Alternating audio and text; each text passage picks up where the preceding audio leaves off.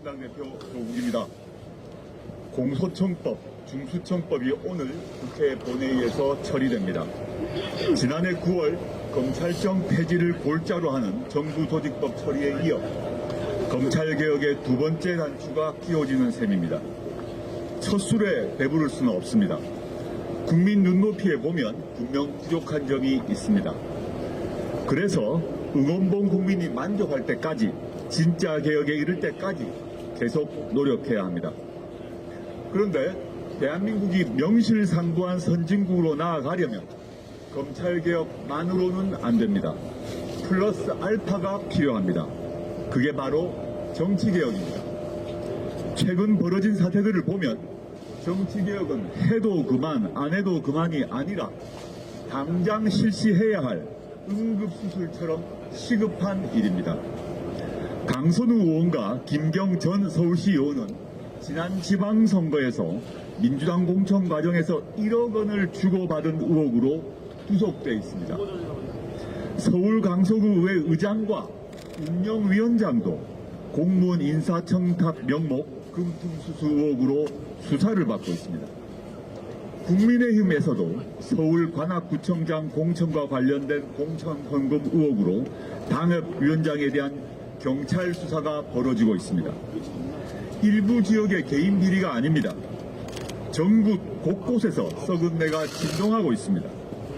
강원도 동해시에서는 1995년 첫 민선지방자치단체장을 선출한 이래 30년 동안 임기를 제대로 마치고 퇴임한 시장이 없습니다. 현 시장도 뇌물죄로 구속됐다가 구속 만기로 풀려났습니다.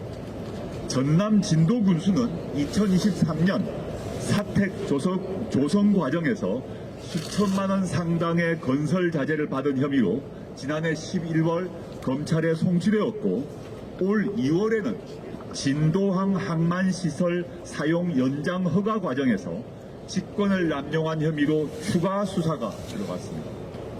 전남 곡성의 전현직 군수는 관급 공사 수주에 부당 관여한 직권 남용 혐의로 경찰 수사를 받은 후 검찰에 송치된 상태입니다.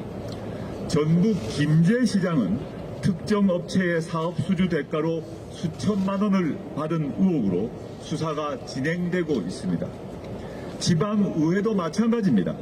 민주당은 최근 예비후보 적격심사에서 전남 나주시 의장단 선출 과정에 금품수수 혐의로 수사를 받고 있는 시의원 대부분을 적격 처리했습니다.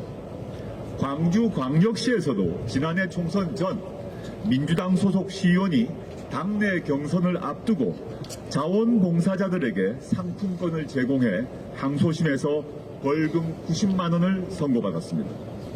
왜 이런 일이 반복될까요? 한몸이기 때문입니다. 특정 정당이 지방정부와 지방의회를 독점하기 때문입니다.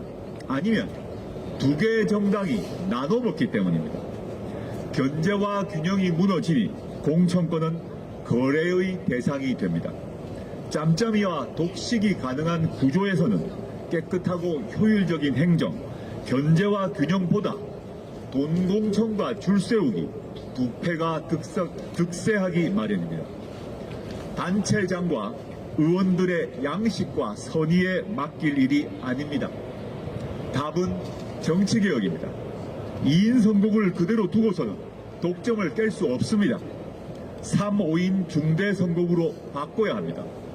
광역 기초 비례 의석도 확대해야 합니다.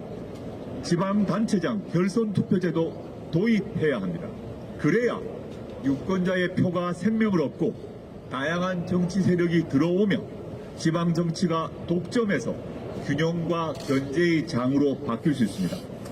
조국혁신당은 공천용 금품이 오가다 적발됐을 때 정당 보조금 일부를 회수하고 처벌 형량도 늘리는 내용의 돈공천 방지법을 국회에 낸 바 있습니다.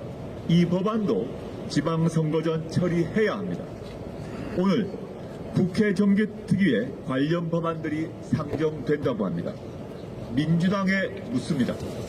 작은 기득권에 집착하지 말고 정치개혁에 적극 나서십시오. 정치개혁의 골든타임은 지금도 줄어들고 있습니다.